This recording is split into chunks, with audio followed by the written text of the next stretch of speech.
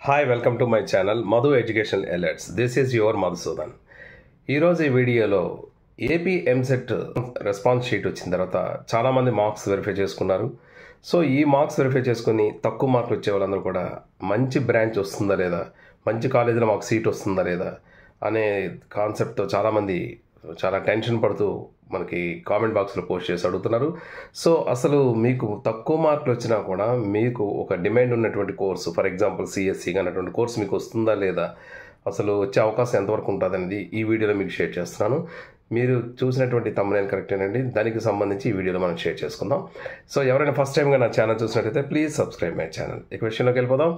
AP ఎంసెట్కి సంబంధించినటువంటి response sheet release అయిన తర్వాత, ఆన్సర్ కీ విడిచిపెట్టిన తర్వాత చాలామంది మార్క్స్ చెక్ చేస్తే అందులో కొంతమందికి 40కి దగ్గరలో 36, 39, 37 ఆ రేంజ్లో మార్క్స్ అనేవి వస్తున్నాయి. సో ఇటువంటి వాళ్ళకి అసలు మార్క్స్ క్వాలిఫై అవుతారా లేదా, ఒకవేళ క్వాలిఫై అయినా కూడా కోరుకున్నటువంటి సీటు ఒక బ్రాంచ్ అనేది దొరుకుతుందా లేదా అనేది చాలా టెన్షన్ అవుతున్నారు. మనం ఒకసారి గమనించినట్టయితే సిఎస్సి అనేది ఇప్పుడు ఉన్నటువంటి ట్రెండ్స్లో సిఎస్సికి సంబంధించిన రిలేటెడ్ కోర్సెస్కి చాలా డిమాండ్ ఉన్నదని అందరికీ తెలిసిందే. సో సిఎస్సి కానీ, సిఎస్సిలో ఉన్నటువంటి స్పెషలైజేషన్స్, ఆర్టిఫిషియల్ ఇంటెలిజెన్స్ కానీ, మిషన్ లెర్నింగ్ కానీ, ఇలా రకరకాల కోర్సెస్ సిఎస్సికి రిలేటెడ్ ఉన్నాయి. ఈ కోర్సెస్లో సీటు పొందాలంటే మీకు వచ్చేటటువంటి మార్క్స్ ఎంతవరకు ఉపయోగపడతాయి అని ఒకసారి చెక్ చేసే ముందుగా మనకు నార్మలైజేషన్ ప్రాసెస్ జరిగిన తర్వాత మీ అందరికీ ఖచ్చితంగా ఎన్నో కొన్ని మార్క్స్ అనేవి యాడ్ అవుతాయి. ఎందుకంటే ప్రతి పేపర్ కూడా మ్యాక్సిమం హార్డ్గానే ఉంది కాబట్టి ఎవరైనా బార్డర్లో 40కి దగ్గరలో ఉండే వాళ్ళందరికీ కూడా ఈజీగా 40 మార్క్స్ దగ్గరలోకి వచ్చేసి మీరు ఈజీగా మీకు 45 ఆ రేంజ్లోకి వచ్చే అవకాశం కూడా కొంతవరకు ఉంటుంది. ఇకపోతే ఎవరైనా 50 మార్క్స్ 55 మార్క్స్ వచ్చేవాళ్ళు మేము కోరుకున్నటువంటి సిఎస్సి బ్రాంచ్ కానీ లేదా ఒక బ్రాండెడ్ బ్రాంచ్ అనేది దొరుకుతుందా లేదని అనుకుంటున్నారు. అయితే ఇక్కడ సీట్ వస్తుందా లేదనే ముందు ఒక్కసారిగా కొన్ని విషయాలు మనం గమనించాలి. ఏఐసిటి అన్ని ఇంజనీరింగ్ కాలేజెస్లో ఏదైనా ఒక బ్రాంచ్కి సంబంధించి ఒక లిమిట్ అనేది పెడుతుంది. ఇంతమంది స్టూడెంట్స్కి మాత్రమే జాయిన్ చేసుకోవాలని. జనరల్గా ఒక బ్రాంచ్కి సంబంధించి 240 సీట్స్ వరకు ఫిల్ చేసుకునే అవకాశం ఉంటుంది. ఒక కాలేజీలో ఒక బ్రాంచ్కి సంబంధించి 240 సీట్స్ని ఫిల్ చేసుకోవాల్సి ఉంటుంది. ఇది ఒక లిమిట్ ఉండేది. బట్ ఈ సంవత్సరం నుంచి ఆ లిమిట్ని ఏఐసిటి అనేది తీసేసింది. సో ఎప్పుడైతే తీసేసారో ఆటోమేటిక్గా ప్రతి కాలేజీ యాజమాన్యం కూడా ఇప్పుడు ఏ కోర్స్ అయితే డిమాండ్ ఉందో ఆ కోర్సెస్ కోసం సంబంధించి చాలామంది ఎడిషనల్ సెక్షన్స్ కోసం అప్లై చేయడం జరిగింది.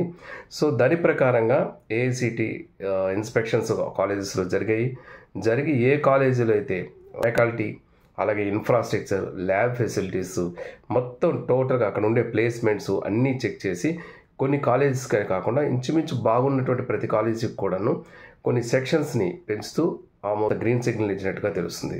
ఈ రకంగా చూసుకున్నట్టయితే మనకి గత సంవత్సరంతో పోల్చుకుంటే ఈ సంవత్సరం సిఎస్సికి సంబంధించినటువంటి సీట్స్ బాగా పెరుగుతాయి. ఇంతకుముందు ఒక 70-80 మార్క్స్ వచ్చే స్టూడెంట్కి సిఎస్సికి సంబంధించి ఒక మంచి కాలేజీలో సీట్ అనేది వచ్చేది. బట్ ఇప్పుడు ఉన్నటువంటి పరిస్థితిలో సీట్స్ పెరగడం వలన ఒక మంచి కాలేజీలో కూడా దాదాపు ఒక ఎంసెట్లో 50 మార్క్స్ మీరు తెచ్చుకున్న ఈ 50 మార్క్స్కి మీకు ఇంటర్మీడియట్స్ వచ్చేటటువంటి మార్క్స్ కలిపి ఒక ర్యాంక్ ఫిక్స్ అవుతుంది. ఈ ర్యాంక్ను బట్టి మీకు ఖచ్చితంగా మీకు ఒక మంచి కాలేజీలోనే సిఎస్సి సీట్ వచ్చే అవకాశం మాత్రం మీకు 100కి 100% కూడా ఉండే అవకాశం అయితే కనిపిస్తున్నది. ఎందుకంటే సీట్స్ ఎక్కువ పెరిగాయి కాబట్టి. బట్ మీరు జాయిన్ అయ్యేటప్పుడు మరొకసారి ఈ విషయం గుర్తుపెట్టుకోండి. మీకు కాలేజీలో సిఎస్సి సీట్ అనేది రావడం మ్యాక్సిమం 99% సీట్ అనేది వస్తుంది. బట్ మీకు వచ్చేటటువంటి కాలేజీలో అన్ని ఫెసిలిటీస్ ఉన్నాయా లేదా చెక్ చేసుకోవాల్సిన రెస్పాన్సిబిలిటీ మాత్రం మీదే.